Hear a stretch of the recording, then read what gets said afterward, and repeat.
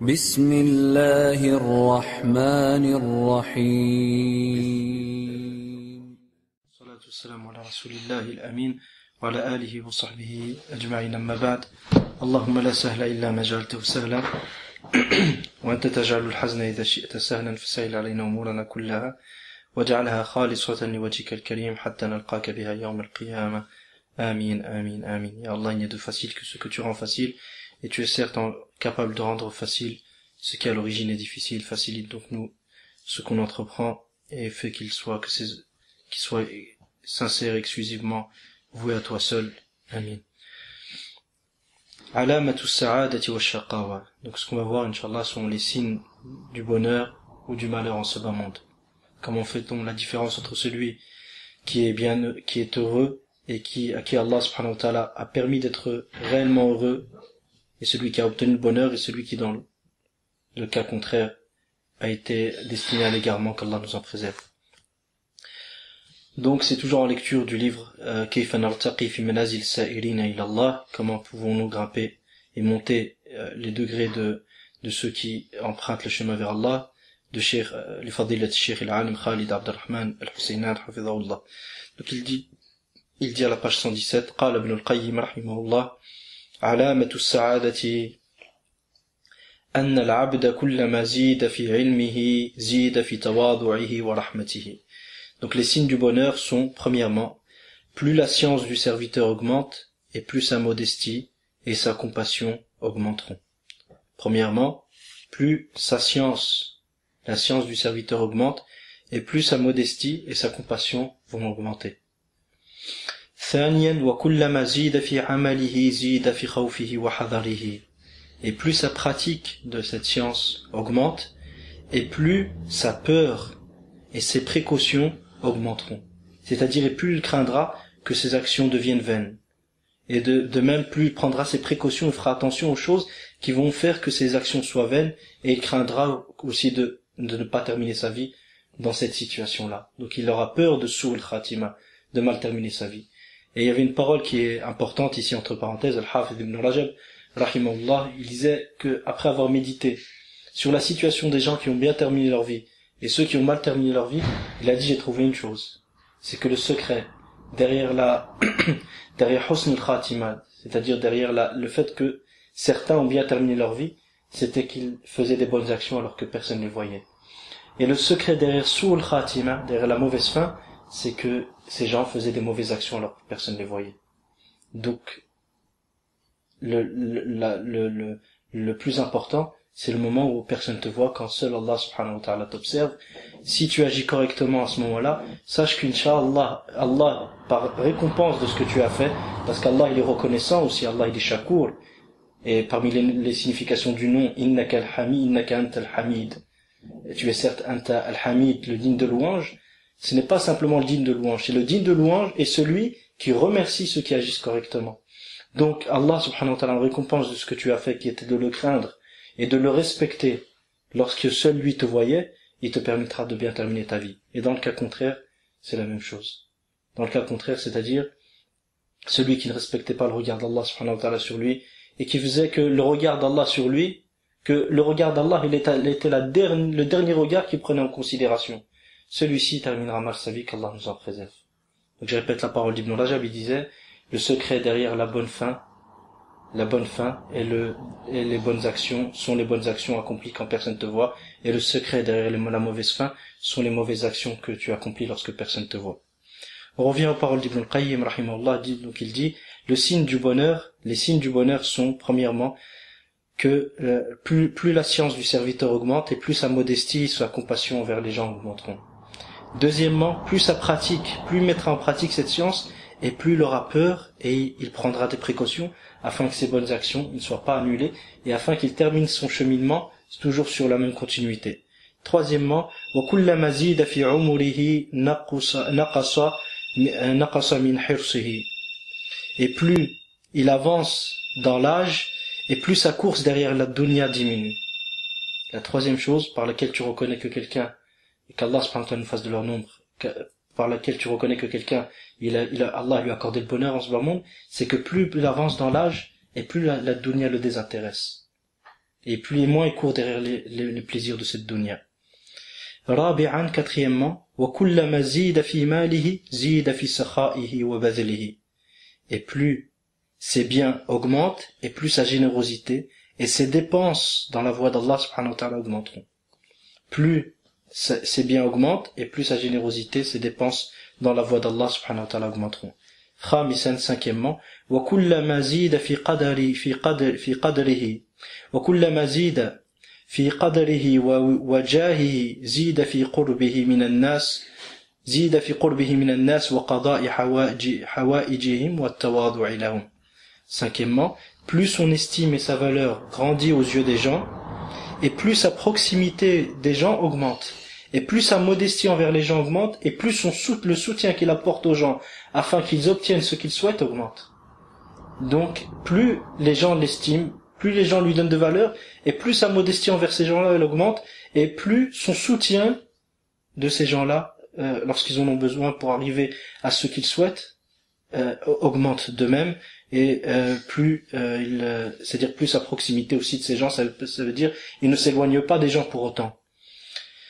وعلامة الشقاوة, donc Ibn Qayyim a cité 5 points par lesquels on reconnaît que quelqu'un il est heureux. Puis dans l'autre côté, en opposition, il cite 5 points par lesquels on reconnaît que quelqu'un il est malheureux, qu'Allah nous en préserve. وعلامة الشقاوة أولا أنه كلما زيد في علمه زيد في كبره وتيهه. Les signes du désarroi et du malheur, donc premièrement, plus sa science augmente, et plus son orgueil et son égarement augmenteront. Plus sa science augmente, et plus son orgueil et son égarement augmenteront. ثانيا, وكلما زيد في عمله زيد في فخره واحتقاره للناس وحسن ظنه بنفسه. Et plus sa pratique augmente, plus sa fierté, son mépris des gens et ses bons soupçons sur sa propre personne augmenteront. C'est-à-dire en contreface c'est-à-dire en opposition à l'autre, qui plus sa pratique elle augmente, plus sa modestie elle augmente, et plus sa crainte que ses actions soient annulées augmente.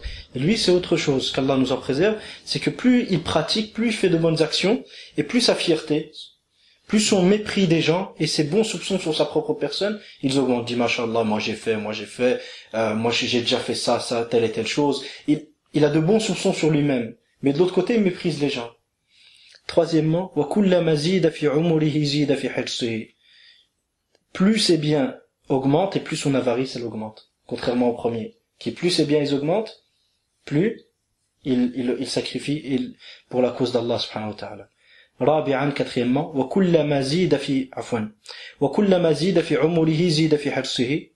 plus sa durée de vie augmente, et plus sa course derrière les richesses et derrière la dunya augmenteront. Plus sa durée de vie augmente, et plus sa course derrière les richesses de cette dunya augmenteront.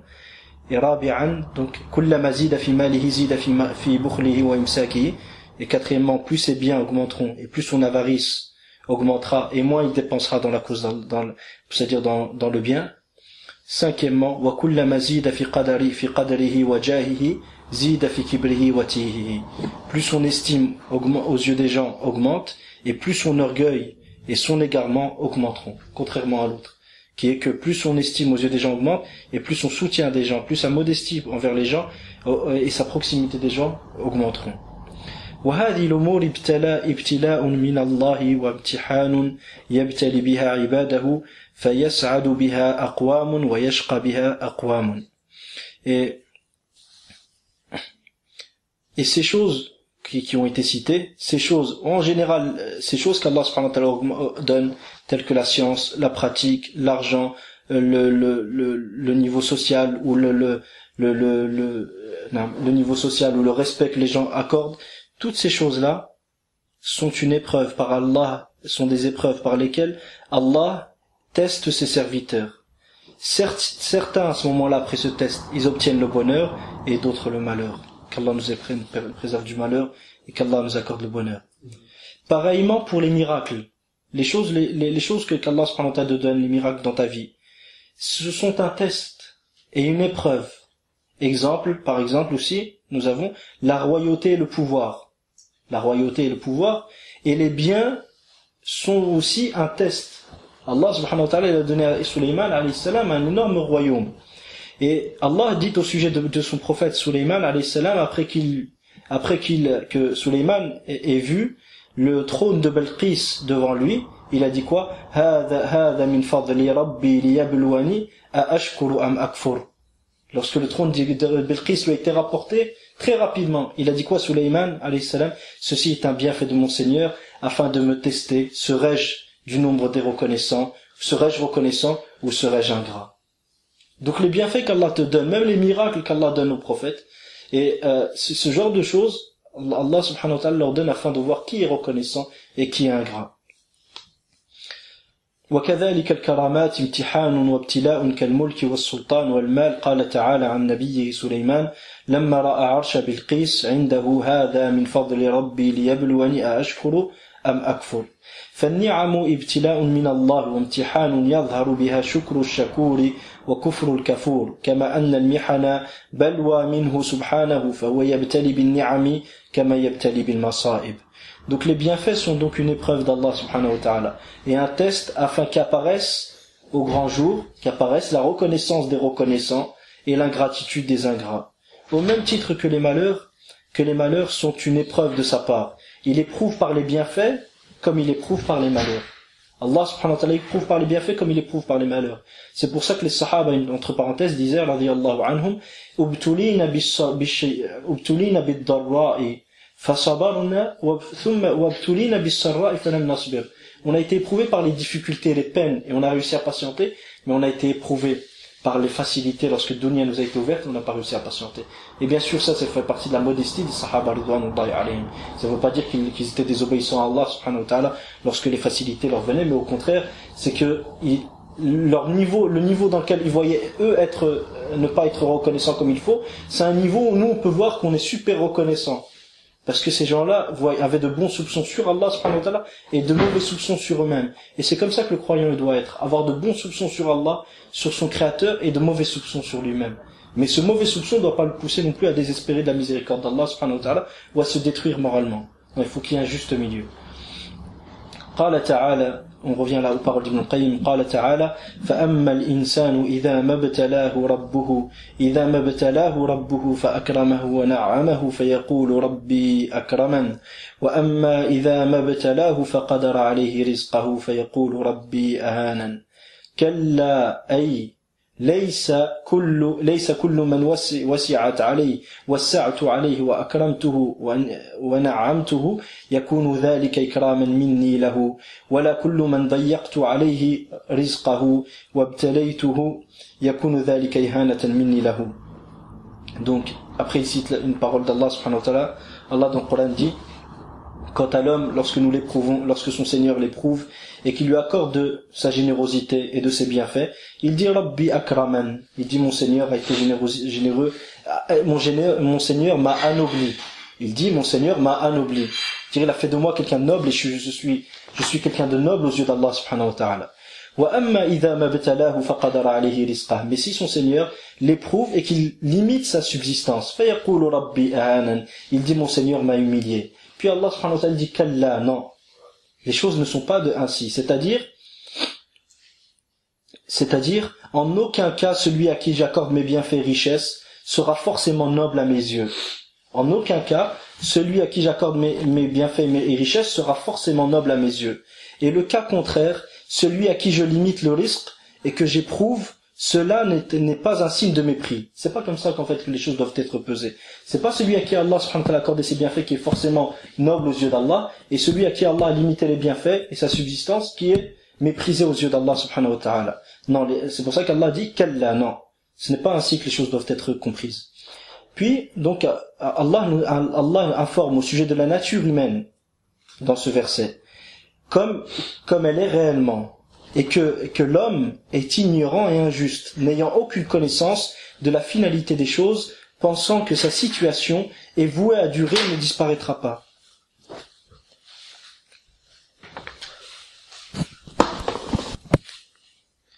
Donc l'homme pense que sa situation est vouée à durer et qu'elle ne disparaîtra pas. Il s'imagine que la générosité qu'Allah subhanahu wa ta'ala lui fait et les bienfaits qu'il lui accorde montre qu'il a une noble place aux yeux d'Allah subhanahu wa ta'ala.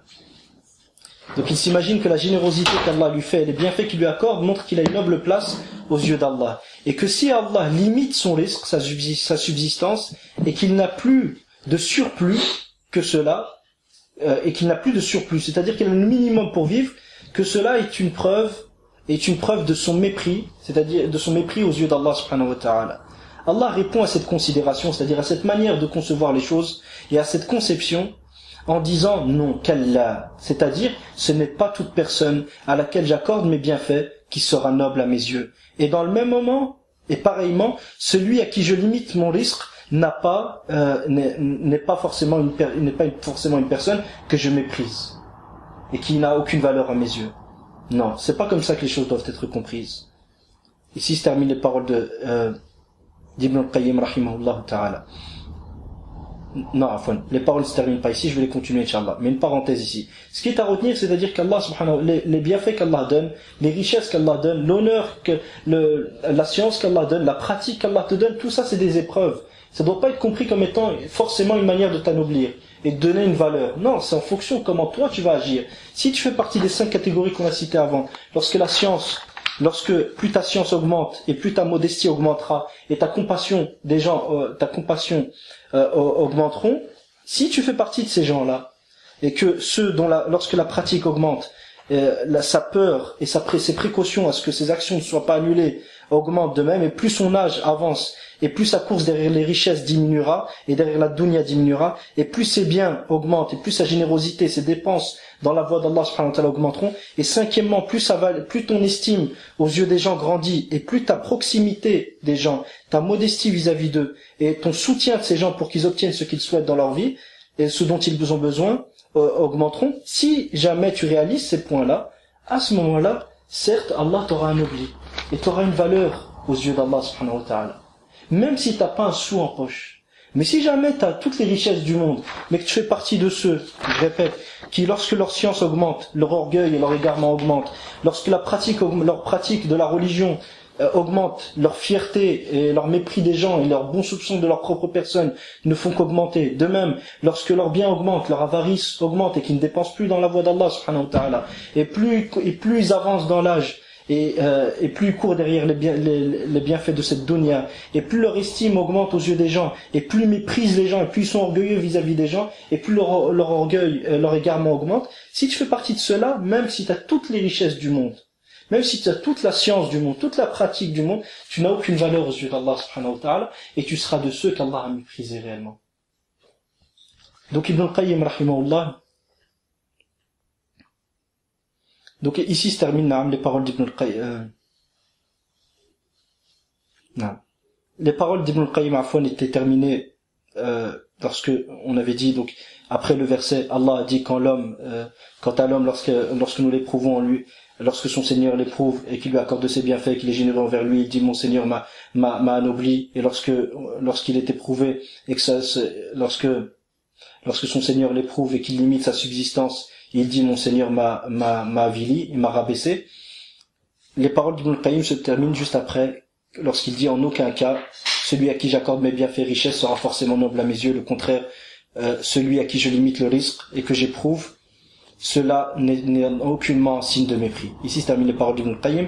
Puis les autres paroles que nous avons citées étaient les paroles de Cheikh Abdurrahman Sa'di rahimahullah ta'ala.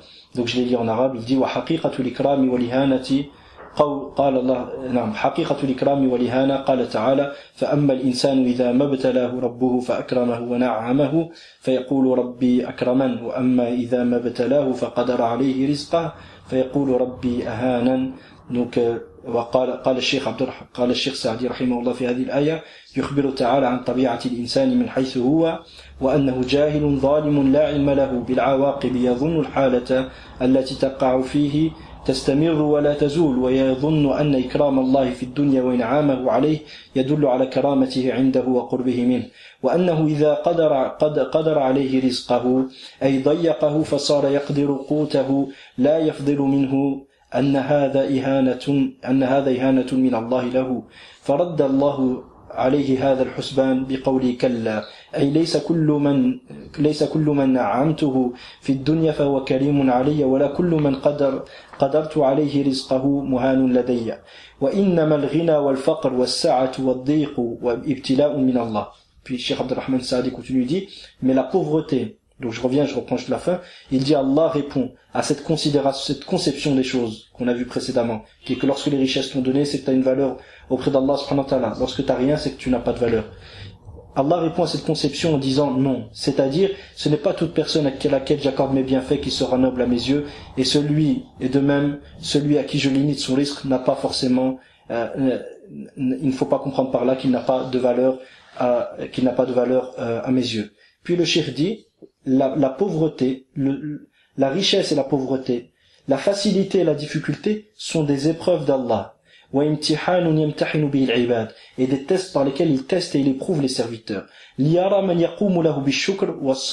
Afin qu'apparaisse au grand jour, qu'Allah voie qui est-ce qui va être reconnaissant et patient. Celui qui va être reconnaissant et patient, et qu'Allah par conséquent lui accorde une énorme récompense pour sa patience et sa reconnaissance, que cette personne, que ce genre de catégorie se distingue de celui qui n'est pas reconnaissant et qui n'est pas patient, et qu'Allah subhanahu wa ta'ala l'amène jusqu'à un châtiment qu'Allah nous en préserve. Ici se terminent les paroles de Cheikh Abdelrahman Saadi, puis le Cheikh rappelle 3 points à retenir.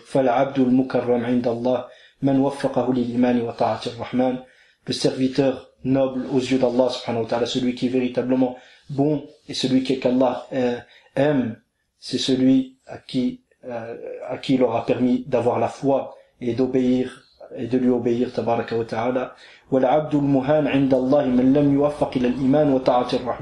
Et le serviteur qui aura été méprisé et rabaissé est celui à qui n'aura pas été permis d'obéir à Allah subhanahu wa ta'ala et d'avoir foi en lui. قال الحسن البصري رحمه الله, et ça c'est une parole qui est très très importante, elle mérite même d'être écrite c'est une parole qui est très très importante, qui doit même être qui doit rester gravée dans nos cœurs, inshallah, avant d'être gravée dans nos mémoires. Il dit Al-Hasan al-Basri rahimahullah, hanu alayhi, ceux qui ont désobéi à Allah, c'est des gens qui n'ont pas eu de valeur aux yeux d'Allah, à qui Allah n'a pas donné d'estime. Fa'asaw, et ils lui ont alors désobéi. Walau azzu alayhi la'asamahum, et s'ils avaient de la valeur et de l'estime pour Allah, ils les auraient préservés. Ils ont désobéi à Allah, pourquoi? Parce que ils n'avaient pas de valeur à ses yeux. Et s'ils avaient eu de la valeur aux yeux d'Allah subhanahu wa ta'ala, et si Allah les estimait, il les aurait préservés. Qu'Allah subhanahu wa ta'ala nous fasse de ceux qui ont de la valeur à ses yeux, et qu'Allah subhanahu wa ta'ala nous préserve, et qu'Allah azza wa jalla nous accorde une belle fin. Sallallahu alayhi wa sallam wa baraka ala nabiyyina Muhammad wa ala alihi wa sahbihi ajma'in, alhamdulillahi rabbil alamin.